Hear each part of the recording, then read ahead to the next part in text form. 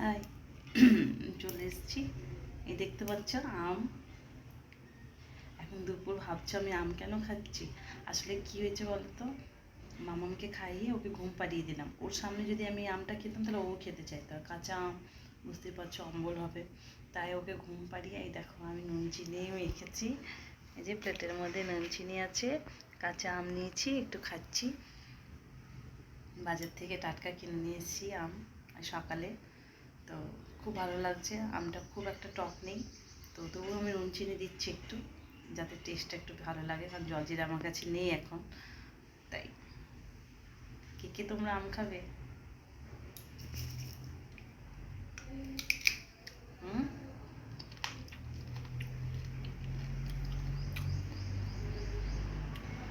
খুব সুন্দর, আমটা খুব টেস্টি আছে কিন্তু। চল খেয়ে নি, হ্যাঁ।